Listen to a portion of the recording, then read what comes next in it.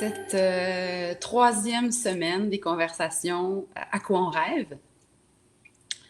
Je suis très fébrile aujourd'hui du sujet qu'on va aborder, mais avant de vous présenter mon invité et le sujet, je me permets de faire une petite mise en contexte du pourquoi de ces conversations à quoi on rêve. C'est une idée que j'avais déjà au fond de la tête et que j'avais peut-être remisée trop loin. Et pendant la période de confinement, dès la mi-mars, j'ai commencé à sentir une envie de contribuer, une envie de discuter, et j'avais des conversations avec plein de gens. Et là, je me suis dit, c'est le moment ou jamais, même si j'avais la frousse, si j'avais la trouille, je me suis dit, ben pourquoi pas? On est dans une période tellement hors norme, c'est le temps de se lancer, puis c'est le temps d'essayer. Donc, c'est dans la foulée de toute la transformation qu'on vivait déjà dans le monde du travail et la transformation qui aussi se passe dans la société en général. Et évidemment, ce qu'on vit en ce moment va encore plus accélérer ces changements-là. Et donc, j'ai eu envie de provoquer les conversations importantes, vous inspirer et co-créer ensemble et puis de réfléchir sur le à quoi on rêve. Donc, à chaque semaine, je reçois quelqu'un qui porte un rêve dans son cœur, un rêve qui est destiné au grand nous, donc un rêve qui est un rêve qui est pour la société, puis pour le futur, pour demain.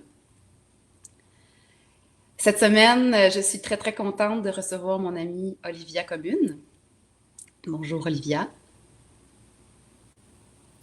Allô Magali, moi aussi je Merci, suis heureuse d'être là. merci d'avoir accepté l'invitation. Olivia, fondatrice de Commune Co-création, coach en entrepreneuriat et leadership. Euh, Avant de se plonger dans notre sujet, Olivia, tu vas passer à la moulinette du brise-glace. Ok. C'est toujours les mêmes questions.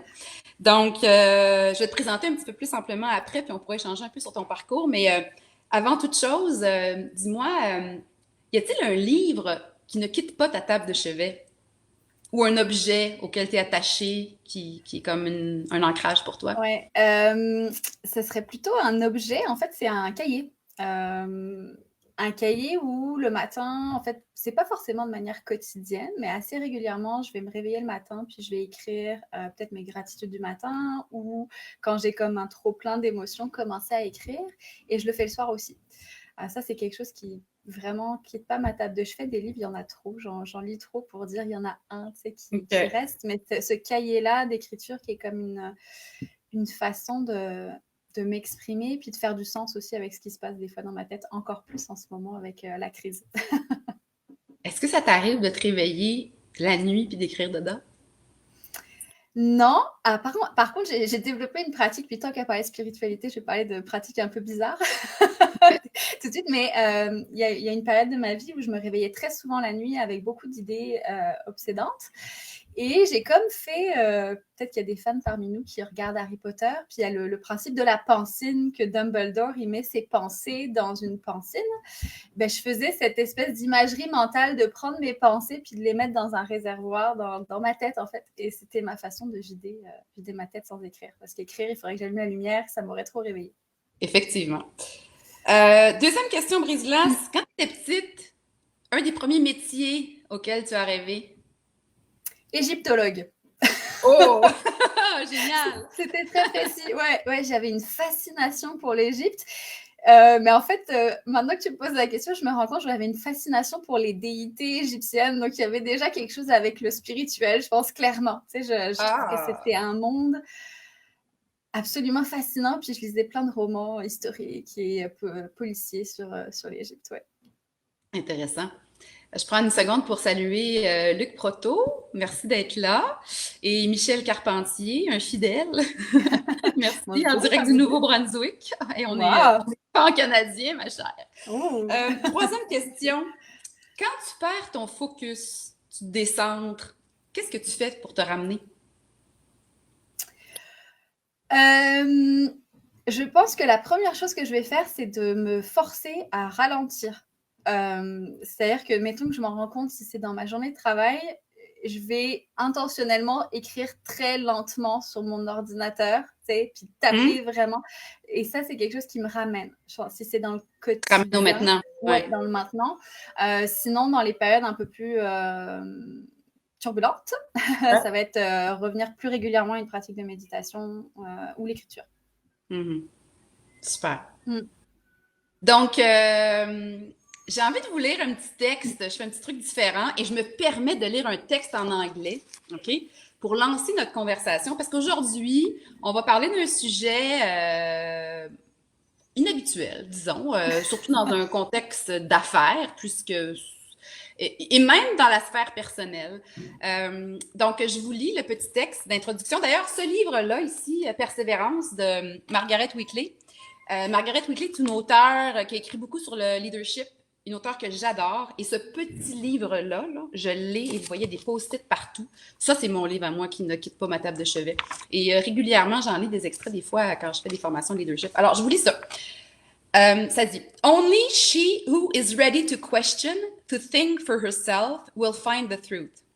To understand the current of the river, he who wishes to know the truth must enter the water.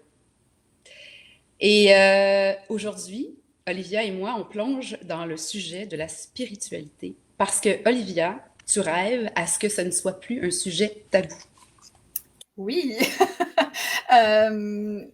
En fait, quand tu m'as approchée, c'est comme devenu très rapidement la question de la spiritualité. En même temps, c'est un sujet qui, pour moi-même, me challenge, c'est important pour moi, la spiritualité, mais encore avec des zones de fragilité. Je me suis dit, tant qu'à faire, autant avoir une réflexion toutes les deux. Puis en même temps, c'est ce qu'on se disait avant l'appel, ça se veut un échange aussi avec les autres. Là, on n'est vraiment pas dans une... Enfin, en tout cas, moi, je suis...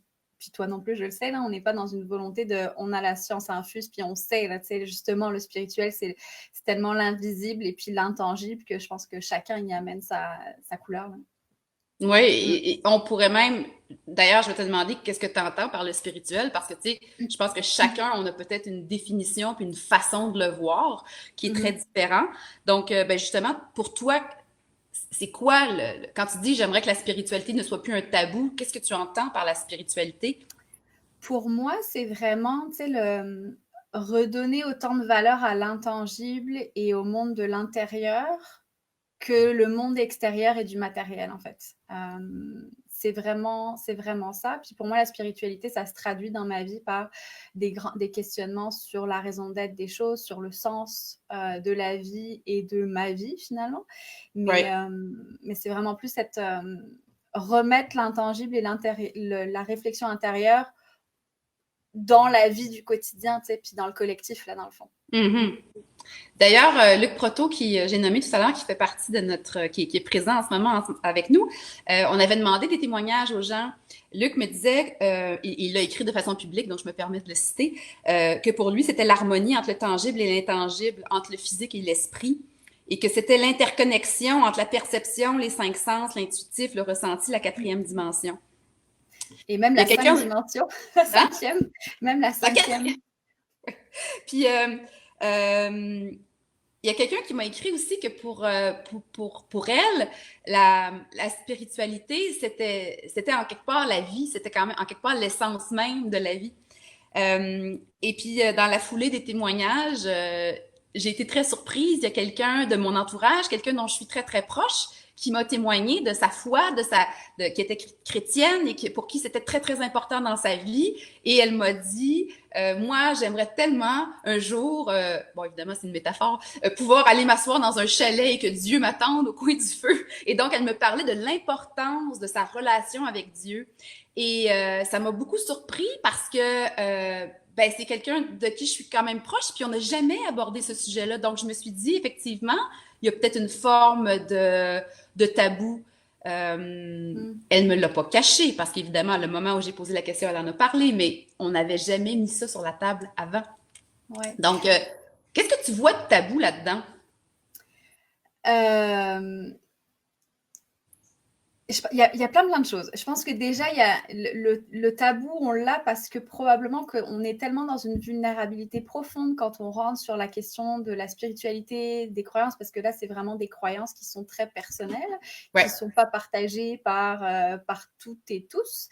Donc déjà, de les dévoiler, c'est se mettre dans un état de vulnérabilité. Donc il faut qu'il y ait Ouais. une confiance qui soit établie, qu'on sente qu'il y a une écoute de l'autre et un non-jugement. Euh, je pense que, et donc, mine de rien, à notre niveau, quand on n'ose pas en parler, on contribue à cristalliser finalement cette notion de sujet dont on ne doit surtout pas parler. Mhm. Et après, puis là, je fais des ponts, bon, moi, je suis française, ça s'entend. Puis, je faisais je pensais à ça, en France, on prône énormément la laïcité où tout Ouais. signe religieux doit être absent finalement. Ouais. Puis, c'est comme si on avait écarté complètement un pan de notre vie, et donc on le cache comme si le fait d'être au contact de gens qui croient différemment de nous, c'était une attaque personnelle, donc ce tabou-là, à mon avis, il est déjà dans toutes les révolutions qu'on a eues au niveau sociétal, de vouloir écarter la religion. Au Québec, ça a été aussi à ce Très fort, niveau-là, effectivement. Ouais. donc je pense que ça a été au niveau macro, mais aussi au niveau micro, qu'on contribue à ne pas parler de ce sujet-là. Alors, Michel Carpentier me dit, la spiritualité est comme le cordon ombilical pour vivre en lien avec sa vérité et le moment présent. Belle métaphore, Michel. Pour vivre en lien, ouais. Ah, c'est comme si c'est quelque chose qui nous relie. Mhm. Puis c'est vrai que tu sais, ça relève des croyances. Puis on le sait qu'on a tous des croyances. Hein? Les croyances, c'est ce qu'on a dans notre esprit. On s'est forgé ça avec notre éducation, avec ce qu'on a appris, les expériences.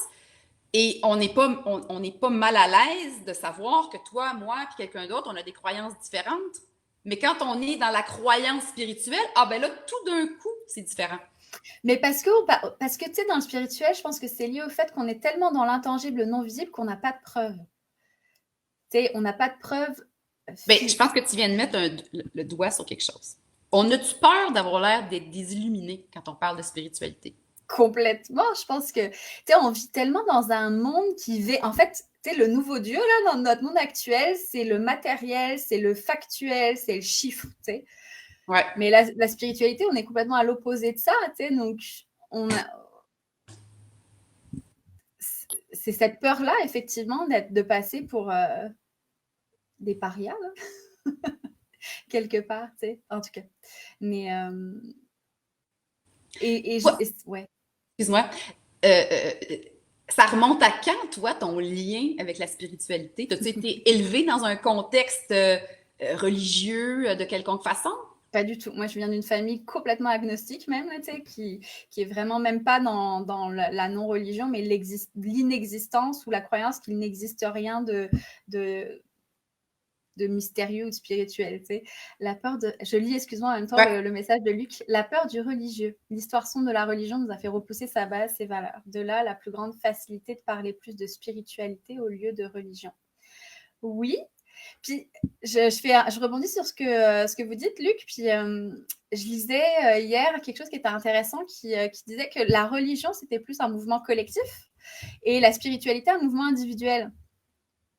Ben, Euh, ouais, puis moi, j'ai lu un autre truc du genre qui disait que dans le fond, la religion, c'est le véhicule pour vivre sa spiritualité, mais qu'on peut la vivre de toutes sortes de façons. oui. Alors effectivement, on peut avoir une vie spirituelle sans une dénomination officielle d'une religion X ou Y, mais c'est à travers des rites collectifs d'une religion que Ouais. certains choisissent de l'exprimer, effectivement. Puis, tu sais, je pense qu'en ce moment, on a une recrudescence quand même de la spiritualité. En tout cas, moi, de ma génération, tu sais, je le vois, ne serait-ce que, bon, ça va peut-être sembler spécial que je parle d'Instagram, là, mais tu sais, sur Instagram, il y a beaucoup de gens qui s'affichent, en fait, qui s'affichent davantage comme étant spirituels. On parle plus de spiritualité que de religion en ce moment. Puis je pense Mhm. que ça va avec le mouvement, tu sais, la religion, quand on regarde les dérives qu'il y a pu avoir, ça ne veut pas dire que Ouais, c'est comme ça partout, mais c'était vraiment encore un modèle patriarcal qui imposait une vision, puis qui reposait sur la peur. Si tu ne fais pas ça, il va t'arriver quelque chose de catastrophique. ouais, Alors que la spiritualité, je pense qu'on est plus dans une... on est, en tout cas, on tente d'être davantage dans... je développe des rituels, des approches qui me font du bien à moi et qui sont plus porteurs d'espoir. Hein. Mais on est tellement encore marqué par les dérives du religieux que Mhm. on s'en est complètement détaché. On a un commentaire de Nathalie Bertrand. En fait, tu ne nous contredis pas. Je me suis peut-être mal exprimée. Nathalie dit, au risque de vous contredire, la spiritualité, les croyances et la pratique religieuse ne révèlent pas du tout du même registre selon moi. Les religions et les croyances relèvent plutôt de l'intellect, à mon humble avis. En fait, moi, je suis plutôt d'accord avec ce que tu viens de dire. Euh, le lien que je fais entre la religion et la spiritualité, c'est que je pense que certaines personnes vont utiliser le cadre d'une religion pour aller la vivre et l'exprimer. Mais moi, je suis plutôt d'accord que la spiritualité relève plus d'une espèce de relation intérieure avec des aspirations, avec plus grand que soi, avec nos valeurs profondes. C'est dur à définir. Tu sais, Complètement. c'est dur à mettre dans une petite boîte, tu sais, puis à s'entendre sur ce que c'est. La Et c'est spiritualité. peut-être Oui, vas-y. C'est peut-être ça aussi qui fait que justement, on n'arrive pas on n'en parle pas autant. Tu sais, on est aussi une société qui aime catégoriser les choses, tu sais, puis mettre dans une boîte. Et justement, la spiritualité, si elle s'exprime au niveau individuel, chacun, on a notre propre interprétation. Donc, on ne peut pas vraiment créer une grande boîte qui va inclure tout le monde, tu sais. Fait que toi, Beaucoup là, moins. donc, tu viens pas d'une famille qui avait une pratique ou qui t'ont amené sur la voie de la spiritualité. On va rester sur notre sujet, là, on parle pas de Ouais. religion, on parle de spiritualité. Donc, ce n'est pas quelque chose que tu as discuté avec tes parents ou vous n'aviez pas de rite ou de pratique quelconque de cet ordre-là. Non, tu sais, je Et suis même donc, pas baptisée, là. et donc toi, là, quand est-ce que c'est arrivé dans ta vie? Je pense que ça a été, bah, tu sais, comme je te disais, là, mon espèce de passion de l'Égypte, je pense que reposait déjà sur cette fascination du monde spirituel que l'Égypte, en tout cas, était, par lequel l'Égypte était véhiculée dans les livres que je lisais. Mais tu sais, je me souviens, puis je t'en ai déjà parlé, mais tu sais, vers 7, 8 ans, tu sais, je me souviens avoir dit à mes parents, moi, plus tard, j'aimerais ça vivre dans un monastère. Parce que c'était la représentation que j'avais d'un endroit où je pourrais rentrer en connexion avec plus grand que moi. Puis peu importe le nom, que ce soit Dieu, que ce soit l'univers, là, pour moi, c'était plus la Mhm. connexion à plus large. Tu sais. Et j'imagine qu'à 7 ans, tu n'étais jamais allé dans un monastère, donc tu avais Jamais une vision de ce que c'était. j'étais jamais allée dans un monastère, j'avais jamais été à la messe. Tu sais, je suis pas mes parents sont complètement athées. J'avais jamais fait de catéchisme, mais c'était ce que j'avais identifié comme étant le lieu possible pour vivre ça. Et comment tes parents ont réagi à ça? Écoute, moi, la façon dont je m'en souviens, après, est-ce que c'est vraiment ça, mais Ouais. une espèce d'incrédulité. Mes parents étaient complètement incrédules, mais pourquoi elle veut ça, puis de non-compréhension. Puis à ce moment-là, j'ai pris la décision enfant, là, je m'en souviens très bien, de me dire, ah, je peux pas parler de ça. Je me suis sentie un peu, tu sais, le côté français sarcastique, on va utiliser l'humour sarcastique, là, c'est ça qui est ressorti. Mhm. Puis je Mhm. me suis dit, bah, ok, je peux pas parler de ça, ça ne doit pas exister, c'est honteux un peu. Donc, Mhm. j'ai mis ça, étouffé ça sous les Ok. couvertes. Là, Euh, Luc nous dit les gens sont plus confortables de dire namasté que amen. Est-ce plus une mode? Est-ce que c'est plus cool? ben, D'ailleurs, je me demande combien de personnes connaissent la définition du namasté, mais c'est un fait. Je me suis fait la réflexion, moi, souvent dans des cours de yoga, à la fin, tous ces rituels-là, les gens embarquent là-dedans, mais je les anticiperais être plutôt inconfortables si on était plus dans une autre forme de manifestation. C'est une mode, cette espèce de méditation.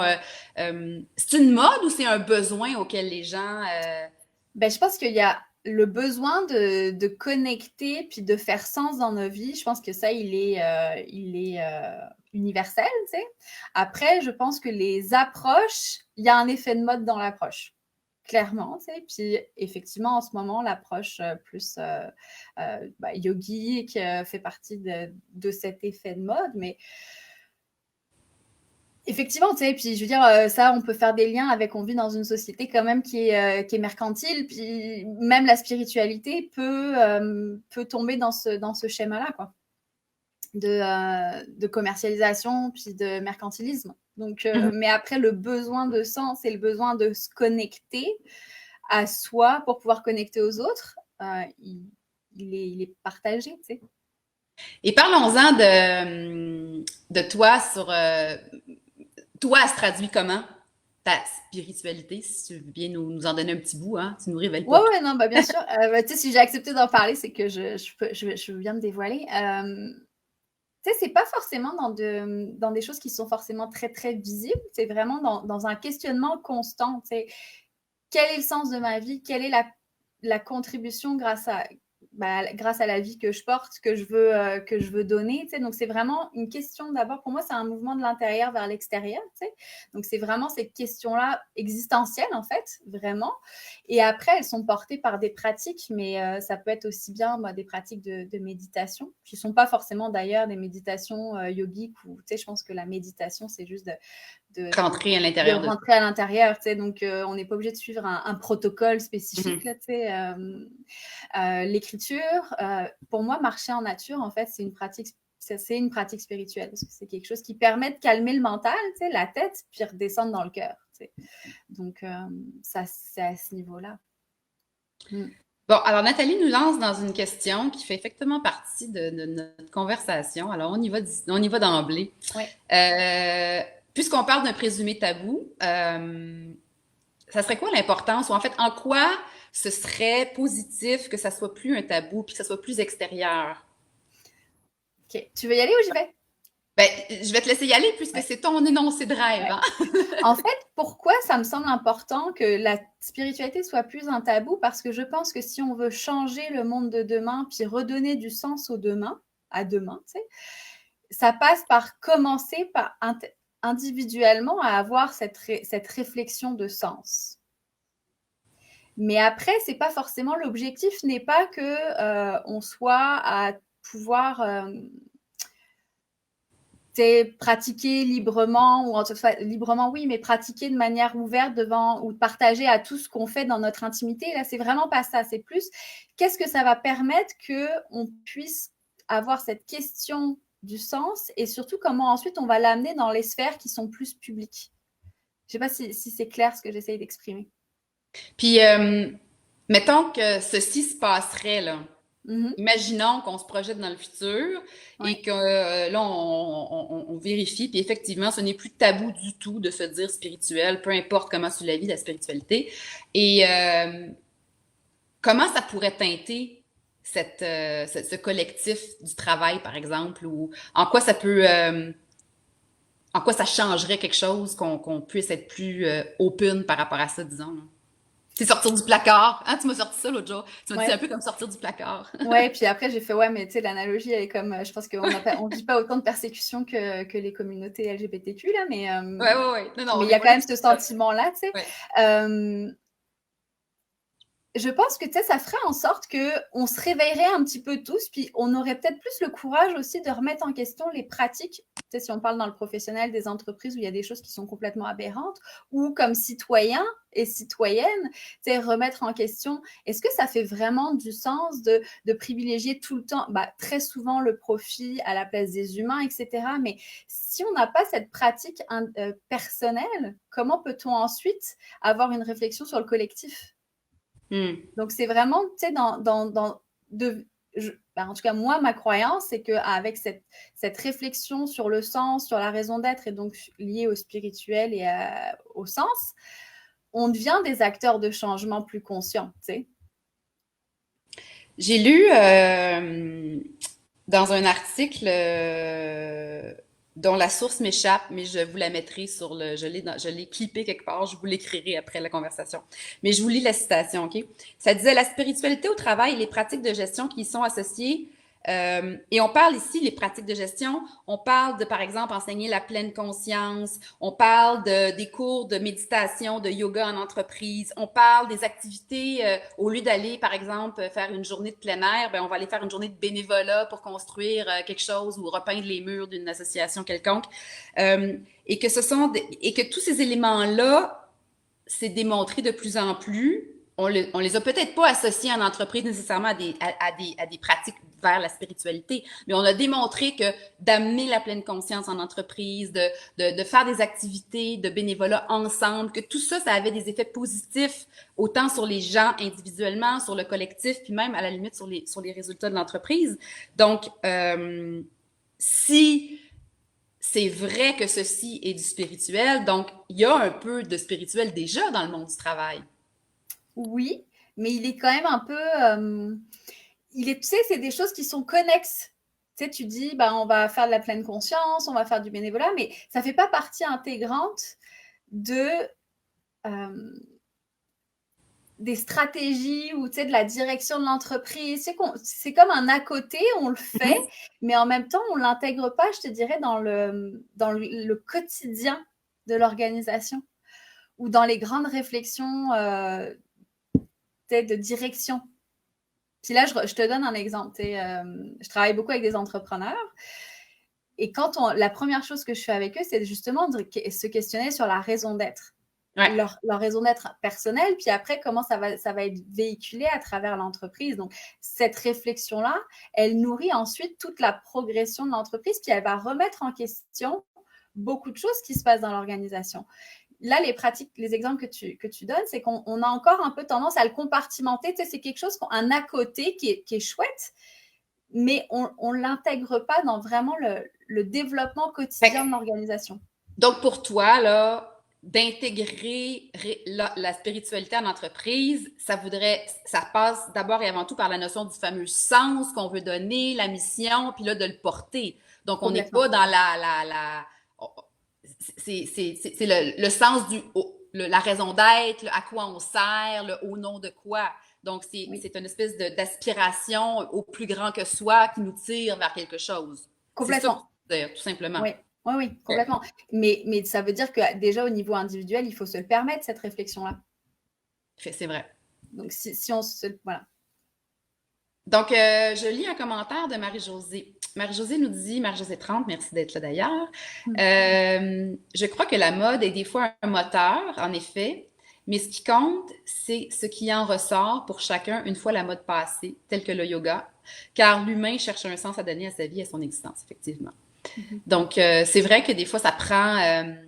peut-être que cet effet de mode qui est présente, là, qui fait en sorte que, comme ce que tu disais tantôt, que sur Instagram, les gens se permettent de se présenter comme spirituels, disons, que ça nous donne une forme de permission, en fait, de pouvoir un peu plus comme s'afficher ou de se sentir moins seul dans notre petit coin à avoir ces pratiques ou ces aspirations spirituelles-là, en fait. Oui. Puis, tu sais, dans le quotidien, après, ça va être, tu sais, on fait un peu le même métier, mais tu sais, quand tu es en entreprise, puis que les gens se rencontrent pour une facilitation, etc., nous, on les connecte tu sais, on fait un check-in, comme tu l'as fait là, et ça fait redescendre dans le cœur, puis en amenant les gens dans cet espace-là, après, on va être vraiment plus ouvert à la question du sens, puis à la question de... Aussi, les gens vont laisser plus leur intuition parler, etc. Mais si c'est annoncé comme ça, tu sens quand même qu'il y a une espèce de résistance, tu sais, que les gens, oh, il faut faire attention, tu sais, ça peut faire peur, tu sais. Donc, pour moi, si le spirituel prenait vraiment toute sa place dans le monde de demain, par exemple dans l'entreprise, comme demandait Nathalie, ce serait... les gens embarqueraient, tu sais, puis il n'y aurait pas cette crainte de qu'est-ce qu'on va penser, puis est-ce que ça va amener forcément des résultats de performance, etc. En fait, dans ce que tu dis là, ce que ça me fait réaliser, c'est que si c'était pas un tabou, on pourrait y goûter sans se sentir mal à l'aise en quelque part, tu sais. On pourrait... parce que moi, j'ai vraiment l'impression que dans certaines sphères, dans certains milieux ou auprès de certains individus, tout ce qui s'en approche un peu, faut surtout pas, tu sais, faut s'en éloigner. Donc, déjà, si c'était pas un tabou, on aurait juste comme le droit d'essayer ou on se sentirait pas mal d'embarquer, par exemple, dans une pratique X ou Y ou une méditation, en gros. Tu sais, moi, j'ai vu des groupes de leaders faire une méditation super assumée, quasiment se tenant la main, mais j'en ai vu d'autres avoir le goût de partir en courant parce qu'ils avaient l'impression qu'ils allaient rentrer dans une secte, donc on est dans très polarisé. Je lis Lorena qui nous dit merci d'avoir ces conversations, c'est important d'adresser ce sujet. On en sort tous plus riches après ces échanges, faire en sorte que ça ne soit plus tabou. Lorena, je serais curieuse de vous entendre sur ce que vous entendez, vous, par la spiritualité, puis qu'est-ce que ça voudrait dire que ça soit pas tabou. François Perra. François nous dit la spiritualité en entreprise, est-ce à dire que les employés manquent d'équilibre dans leur vie personnelle qui peut nuire à leur rendement professionnel? L'effet bénéfique de ces exercices de groupe viserait surtout alors à fidéliser les employés en créant un sentiment d'appartenance et à apaiser un manque de sens associé aux tâches. Qu'en pensez-vous? Tu vois, ce qui m'est monté quand j'ai lu le commentaire de François, puis ça, en fait, pour moi, le fait que la spiritualité soit tabou, c'est qu'en fait, on a deux vies parallèles. Puis, tu sais, je le vois, j'ai plein d'amis qui ont une vie spirituelle dans leur vie personnelle, mais c'est comme si quand tu arrives dans le monde du travail, on l'accroche au porte-manteau, puis tu sais, là, on est une autre personnalité. Puis là, avec ce que dit François, c'est, oui, pour moi, c'est vraiment de dire, ben, si c'était plus tabou, on serait tout le temps pleinement nous-mêmes, que ce soit dans notre vie personnelle ou dans notre vie professionnelle. Il y Ouais, a un peu cette espèce de, de dichotomie entre le ouais. personnel et le professionnel. Donc, c'est vrai que ça peut. Le fait que ça soit pas tabou, déjà, pourrait effectivement juste permettre de s'amener tel qu'on est. Après, ça veut pas dire que on utilise le terrain du travail pour nécessairement l'exercer puis l'épanouir. C'est juste qu'on arriverait avec pleinement ce qu'on est. En même temps, dans ce que le commentaire que voyons, François vient de faire, ce que je trouve intéressant, moi, c'est que c'est la deuxième partie. Euh, Peut-être que l'entreprise peut effectivement contribuer à nourrir un peu ce besoin. Parce que je pense fondamentalement, ça c'est vraiment une croyance très personnelle, je crois que nous sommes tous spirituels. Je crois qu'on est comme ça. Tu sais, et je pense qu'on a tous, en quelque part, une forme de besoin de le nourrir, puis on va le chercher. Il y en a qui le nient, il y en a qui y vont beaucoup, mais moi j'ai l'impression que ça fait partie de ce qu'on est comme humain. Je ne sais pas si ça fait du sens ce que je dis là. Ben oui, je pense, oui, complètement. Puis, c'est effectivement, si on permet ça, puis que si tout le monde exprime sa spiritualité, ben, ça veut dire que dans l'entreprise, tout à chacun va pouvoir vraiment nommer avec assurance c'est quoi la contribution qu'il veut avoir au sein de l'organisation, puis au sein de la raison d'être de l'organisation, puis d'être finalement co-créateur de son rôle, plutôt que d'être imposé par une structure ou une définition de tâche. Là, je fais comme un changement de paragraphe. Je vais vous citer quelque chose que j'ai lu hier. Vous connaissez Marie-Josée Harel. Marie-Josée Harel a écrit un livre qui s'appelle Rendez-vous avec l'infini, confession d'une femme en quête spirituelle. Et j'ai lu un entretien qu'elle a fait sur, je pense que c'était sur, en tout cas, je sais plus sur quel article. J'ai lu ceci hier dans une petite recherche Internet. Et Marie-Josée Harel dit que le principal tabou vient souvent du fait que les gens confondent spiritualité et religion. Euh, et qu'en fait, c'est elle qui dit que d'après elle, la religion, c'est plus un chemin parmi tant d'autres pour l'exprimer ou la vivre, mais que c'est pas nécessairement, que ça va pas nécessairement ensemble. Et sur cette même lignée-là, à un moment donné, elle cite l'auteur Marianne Williamson avec la citation là, qui dit que notre peur la plus profonde n'est pas d'être inapte, que notre peur la plus profonde, c'est d'avoir un pouvoir extrêmement puissant. C'est notre lumière intérieure et non notre noirceur qui nous effraie le plus. Puis dans l'article en question, dans l'entrevue, là, je résumerai pas tout ce qu'elle dit, mais en quelque part, elle associe beaucoup la spiritualité puis sa quête spirituelle à laisser cette lumière intérieur émerger et rayonner et une façon un peu de nourrir le feu, si je peux dire. Mmh. Mmh. C'est drôle que tu parles de Marianne Williamson. Tu m'avais dit, ah, si jamais tu veux montrer des livres qui t'ont. Ouais. Ben, c'est ça. Attends, voilà, je suis alignée. Mais donc, c'est le livre qui a fait connaître en fait Marianne Williamson Ouais. qui s'appelle A Return to Love, un retour à Moi aussi, l'amour. je l'ai amené.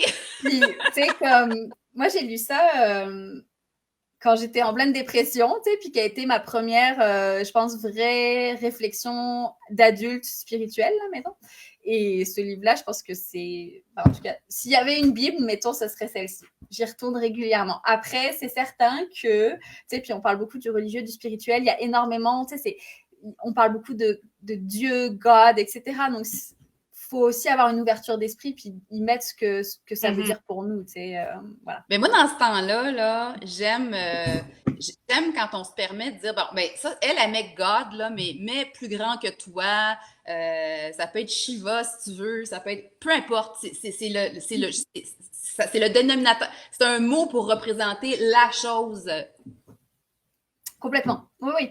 Mais tu sais, Mais ça peut être, moi, personnellement, quand j'ai commencé à découvrir ces lectures-là, ça m'agaçait énormément, ces références-là à Dieu, qui pour moi me renvoyaient directement à l'espèce de catholicisme très, très, tu sais, rigide, là. ouais.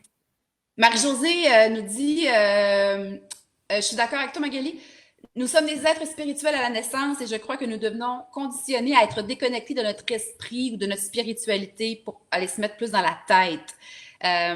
Et tu as des enfants, Olivia, moi Mm. aussi. Puis moi, j'en ai une, moi. Et il y a des moments où je me suis retrouvée à faire des blagues. J'appelais ma fille mon petit Bouddha, dans le sens que elle me sortait des réflexions sur la vie. Et moi, je pense réellement, je le vois, je le vois en elle. Là, elle est rendue à 10 ans.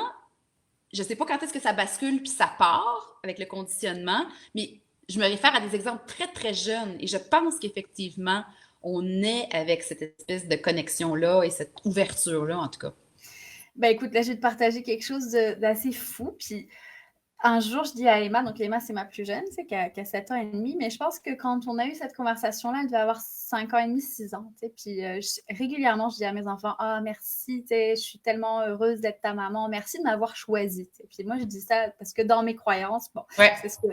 Mais tu sais, je n'ai pas expliqué le pourquoi du comment, là, ce que ça voulait dire pour moi. Puis là, elle me dit, ah, tu sais, maman, oui, j'étais là-haut, puis j'ai décidé de venir dans ton ventre.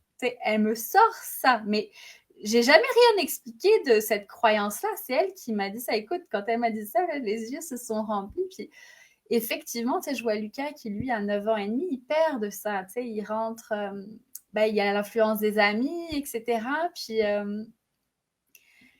ça m'amène sur la question, effectivement, quand tu es spirituel, dévoilé, puis que tu as des enfants, moi, la question que je me pose souvent, c'est qu'est-ce que je leur transmets? Est-ce qu'ils ne risquent pas de se faire moquer par leurs amis s'ils en parlent? Étant donné ce tabou qui est présent, il y a une volonté de les protéger, mais en même temps, en les protégeant trop, est-ce que je les empêche de continuer à vivre cette spiritualité qui est inhérente finalement à l'humain? Donc, ça amène pas mal de questionnements. Tu sais, ceci dit, là, je me fais la réflexion que c'est inévitablement dans l'intimité, tout ça. Hein? C'est dans notre cœur, ça se passe avec nous-mêmes, puis quelque chose d'autre de plus grand. Et c'est correct que ça soit ça. En fait, moi, personnellement, si je me réfère à ton énoncé de rêve, ce serait juste que ça soit comme pas tabou d'affirmer être spirituel, mais je ne recherche aucunement de l'emmener puis de le vivre en groupe parce que c'est quelque chose que je vis de façon très intérieure. Donc, Oui. et Mais en fait, tu sais, c'est que ça, en étant plus tabou, on remettrait juste le cœur au milieu des choses, tu sais, puis dans toutes les sphères de nos vies. Là. Pour moi, c'est vraiment juste ça. ben, tu vois, ça rejoint un peu, Lorena, tantôt, nous a écrit, puis je voulais qu'elle nous explique un peu sa position, puis elle répond, pour moi, la spiritualité, c'est d'avoir une connexion avec soi-même, nourrie en continu, qui permet de mieux connecter avec les autres. Je trouve cette phrase vraiment belle, et j'y adhère. De façon authentique, qui fait ressortir ce qui nous habite et qui permet de mieux travailler ensemble sans que ce soit libellé comme étant hippie ou exclusivement féminin ou secondaire face à la place qu'on donne à la performance et à la réussite. Donc, effectivement, moi, je suis plutôt d'accord avec la position de Lorena qui revient à mon histoire de dire que c'est un peu comme une façon de cultiver cette lumière, cette force intérieure. Puis, moi, je serais curieuse, là, ceux qui sont là, qui nous écoutent, là, je veux dire, même ceux qui prient jamais, là, qui, dans un moment où ça allait vraiment mal, où on n'était pas bien, où on avait un proche malade, qui ne s'est pas risqué à faire une prière sans trop savoir qui on priait, tu sais?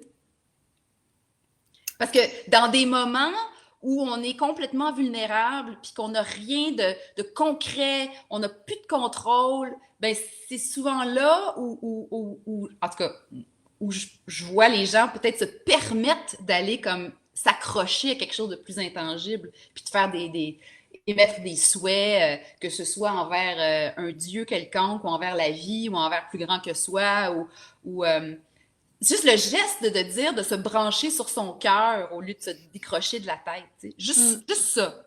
Juste la Ouais, pratique de vouloir avancer dans la vie plus branché sur le cœur que sur la tête ou en équivalence. Déjà ça, pour moi, c'est un acte spirituel. complètement. Oui, oui, en ce moment, on marche un peu à l'envers. Hein. C'est la tête qui dirige tout, alors que ce serait effectivement d'aller dans le cœur, puis ensuite utiliser effectivement l'intelligence de notre cerveau pour planifier certaines choses. On en a quand même besoin, mais il est trop prédominant, il prend trop de place. Je fais un pont avec ce que disait Lorena. Elle parlait du féminin. Dans les livres que j'ai lus, je vais les partager, que j'ai beaucoup aimé dernièrement, c'est La puissance du féminin. C'est qui a écrit ça? C'est une Française, l'autrice Camille Sfez.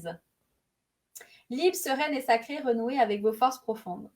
Et mais je fais quand même un autre point, un autre pouce avec ça, c'est qu'effectivement, tu sais, on vit quand même sur un monde qui repose sur, je pense qu'on l'a peut-être déjà abordé, mais sur la question du masculin, puis même, j'irais même du patriarcat, tu sais, puis je pense que la question du cœur, de la spiritualité, c'est de vouloir remettre le féminin, tu sais, au cœur de tout ça. Je me permets de faire un petit commentaire. Ouais. On a la charmante Martine qui assure la techno derrière. Martine est au Maroc en ce moment et elle dit il y a l'appel à la prière justement en ce moment. C'est très drôle. C'est drôle. Donc, Audrey qui faisait référence à la notion de la prière, qui disait que oui, pour la première fois depuis le décès de son père, elle lui a parlé pendant la nuit, il a eu un sentiment qui lui répondait. Fait qu'effectivement, on glisse là, je crois, dans des moments où on en a besoin. Puis là, je vais vous faire une révélation, OK? Moi, j'ai un item religieux qui est un chapelet. Je n'égrène pas mes petites graines de chapelet, là. C'est pas ça que je fais du tout. Mais c'est le chapelet de ma grand-mère qui qui a été une figure vraiment importante dans ma vie. Puis, à un moment donné, je l'ai ressorti, puis je l'ai mis à côté de moi. Puis, des fois, quand je médite ou quand je sens que j'ai besoin de me connecter ou quand je suis découragée ou quand je manque de courage, je le prends dans ma main. Puis je m'imagine que ça me rapproche de ma grand-mère. Puis ma grand-mère a toujours été quelqu'un d'enveloppante.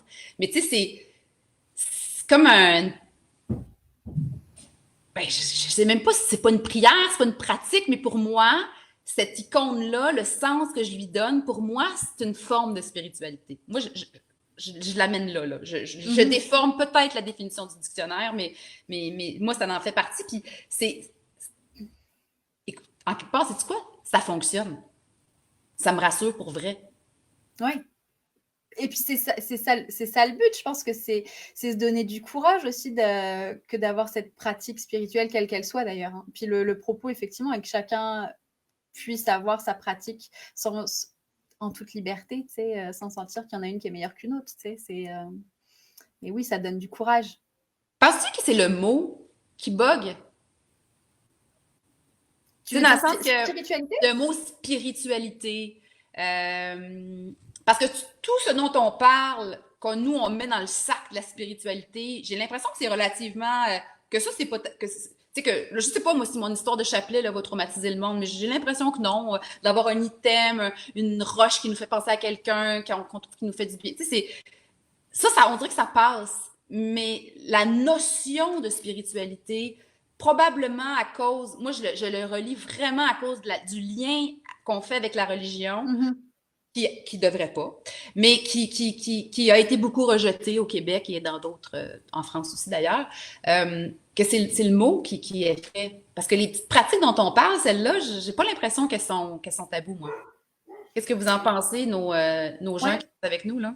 ouais, on va voir. Mais moi, je suis assez d'accord. Je pense que c'est le mot, mais c'est étonnant quand même, tu sais, que ce soit encore aussi teinté de crainte.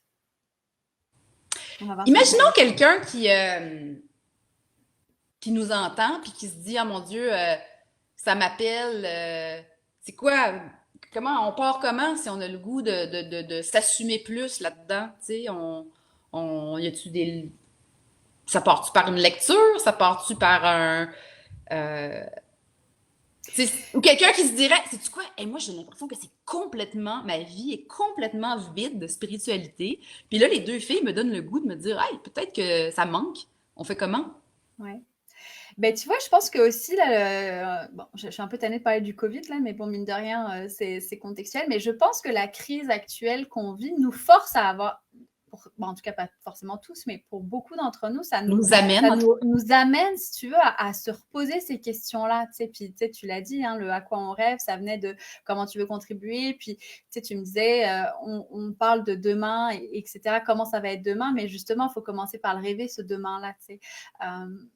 Donc, déjà, tu sais, quand tu es face à une crise où là, on est forcé à être chez nous, donc à ralentir, et qu'on a pu justement, on ne projette pas vers l'extérieur notre succès ou notre identité, bah, qu'est-ce qu'il nous reste à faire? C'est d'aller à l'intérieur puis se poser ces questions-là, tu sais. Donc, ça serait tout simplement, là, ta définition, on pourrait dire que la spiritualité, on pourrait ramener ça à simplement être la capacité de se connecter à l'intérieur de soi avec authenticité, puis regarder ce qu'il y a là. Complètement. Puis pour certains, peut-être que pour certains, ils ont besoin d'une lecture pour les aider à cheminer. Pour d'autres, ça va être, tu sais, de juste s'arrêter puis de ressentir ce qui se passe en ce moment, tu sais. Je pense que ça, il n'y a pas de chemin préfabriqué, tu sais. Luc Proto dit que par rapport à ma questionnement sur le mot, il dit que peu importe le mot, si on est dans l'intangible, on crée un inconfort. Et ça, Complètement d'accord. ce que je comprends, Luc, c'est qu'on fait référence ici à toute la valeur qu'on a donnée à la science, au rationnel, aux faits, aux trucs qu'on peut regarder avec nos yeux, là. Mm-hmm.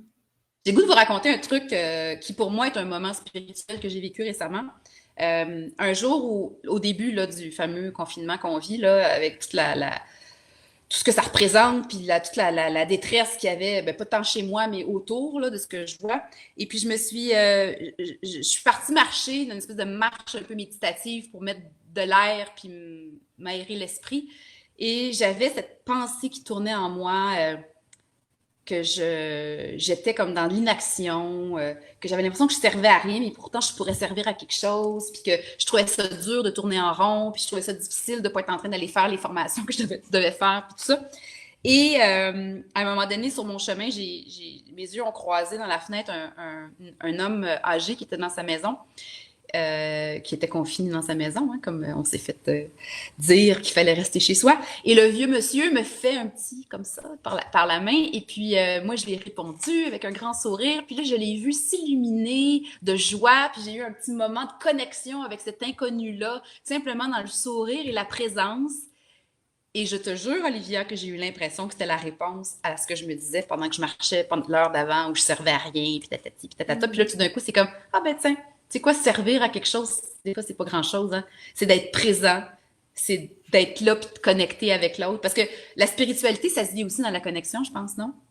Complètement. Ah. On a...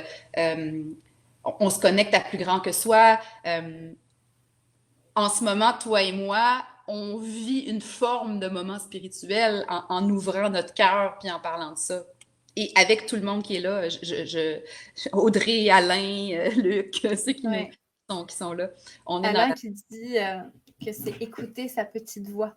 Effectivement, tu sais. Ben, c'est intéressant, Alain, parce que je me suis questionnée ce matin super tôt s'il n'y avait pas un rapport justement avec la fameuse petite voix, l'intuition. Donc, selon Alain, oui. Toi, qu'est-ce que tu en penses? Bah, tu Est-ce vois, que quand j'ai eu. l'intuition, est-ce que ces petits feelings-là intérieurs, ça relève du spirituel? Oui, Des... puis tu sais, oui, l'intuition, oui, c'est pour moi, ça fait partie du spirituel, mais c'est l'intuition, tu sais, elle se place dans le cœur, puis c'est effectivement quand tu tais la tête là que tu es Ouais. capable de l'écouter Mais, complètement. OK. Ouais, vas-y, continue.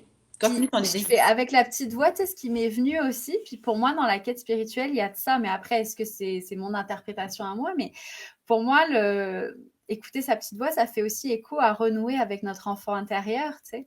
Puis justement, tu sais, tu disais, ça me fait faire un autre pont. On parlait d'enfants, on le voit que nos enfants euh, très jeunes semblent très connectés justement à l'intangible, au monde un peu caché, etc. Et puis en grandissant, on le perd, tu sais, on est formaté à rentrer dans un moule, à apprendre des théorèmes, à apprendre des théories, etc. Et je pense que cette petite voix-là, c'est peut-être se reconnecter à notre enfant intérieur qui savait déjà tout ça, qui l'a désappris finalement, tu sais. Mhm. Mais c'est ce que je me rends compte, c'est que dans le monde du travail, là, maintenant, aujourd'hui, en 2020, là, on parle de l'intuition. C'est comme Oui. redevenu. Moi, je pense que c'est pas tabou de parler d'intuition puis de parler de suivre son intuition, même qu'on va enseigner dans des cours de leadership, d'écouter puis de voir comment on le sent, puis ça veut dire que c'est un signe, tout ça. Mais je me dis que si on l'associe à la spiritualité, peut-être que là, tout d'un coup, ça ne le serait plus, tu sais. Mais moi, j'ai l'impression que l'intuition a été est sortie du garde-robe, ça au moins. Si mettons. Mais par contre, Ouais. ça l'a pas toujours été. Tu sais, poser un geste puis prendre une décision. Puis moi, je m'en vais voir mon comité de direction puis je dis, moi, j'ai le feeling que c'est ça qu'il faut faire. Versus voici les faits, voici les stats, voici, tu sais, c'est comme deux tracks de pensée. Mais par contre, tu n'as pas l'impression que, quand même, puis après, ça va dépendre des Ça dépend des environnements gens, hein, ça des dépend des gens gens, qui sont autour de la table. mais quand même, j'ai l'impression, oui, on va reposer sur l'intuition, mais moi, j'ai souvent l'impression qu'il faut que je redouble de preuves quand même, aller chercher quand même des preuves, de faits, de données, etc., pour quand même que ça soit crédible, Mm-hmm. tu vois. Donc oui, les gens vont peut-être commencer à prendre la décision sur l'intuition, mais il y a quand même, faut quand même se justifier, tu vois. Pourtant, dans la sphère personnelle, moi, je me suis fait la preuve depuis très, très longtemps que j'ai pas besoin de rajouter des preuves. Quand j'ai une intuition extrêmement forte qu'il faut aller à gauche, ben, toutes les fois que je l'ai pas suivi puis je suis allée à droite, je me suis pété la tête, je me suis frappé le nez sur la porte. Donc, oui, je pense que je suis d'accord avec toi que dans la sphère professionnelle, l'intuition est peut-être réhabilitée ou en tout cas permise, mais souvent demande d'être supportée avec d'autres choses.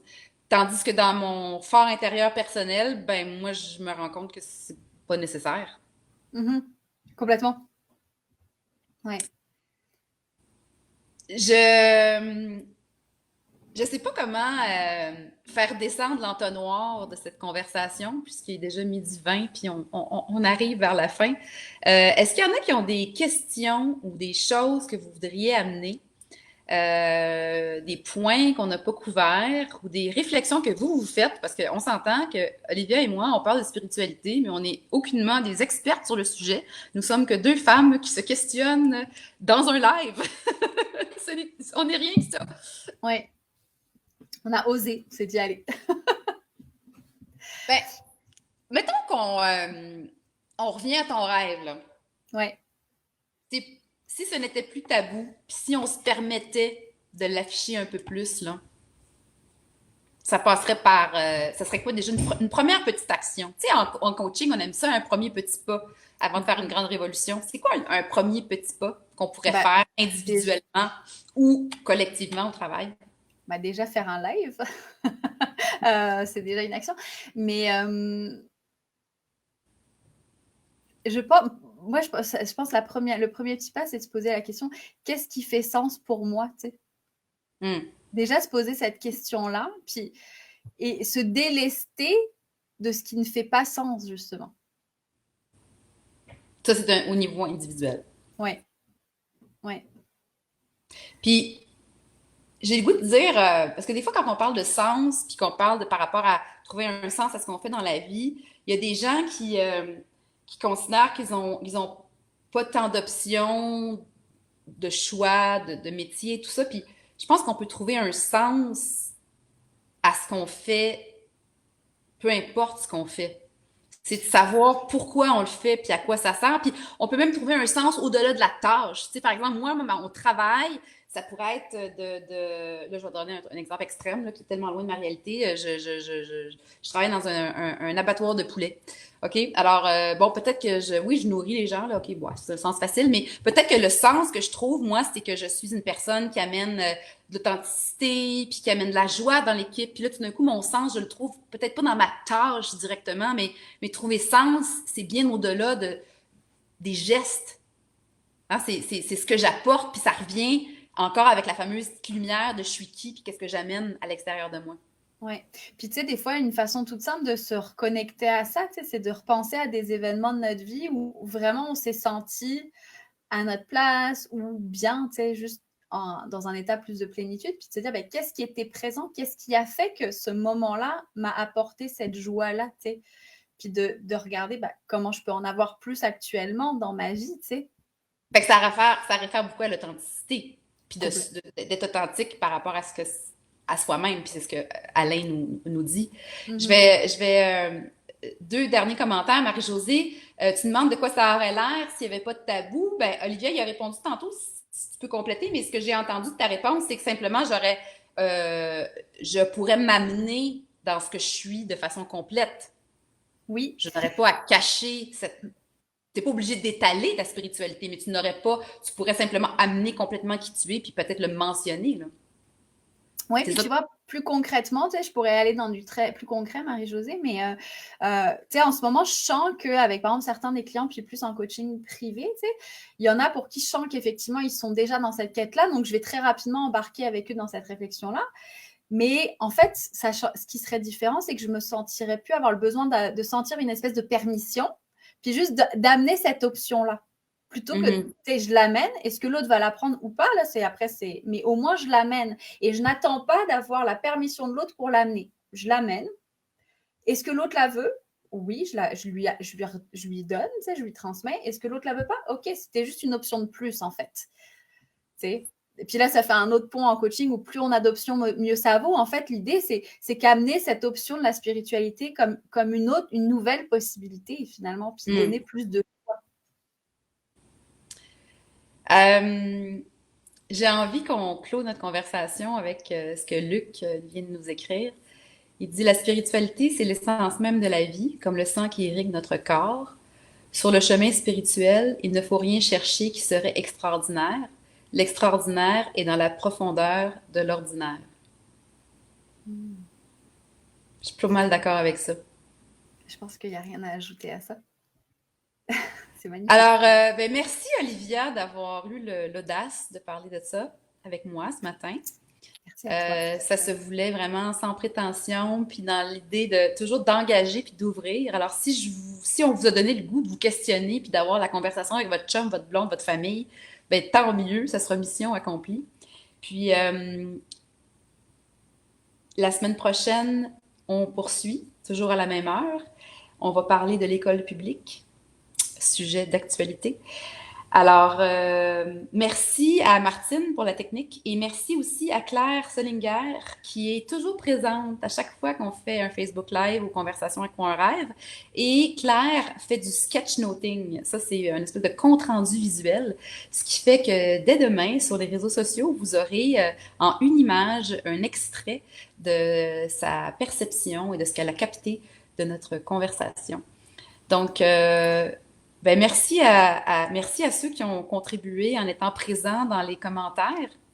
Et ben, je vous souhaite une belle quête et une belle continuité dans votre spiritualité ou dans votre relation avec plus grand que vous-même.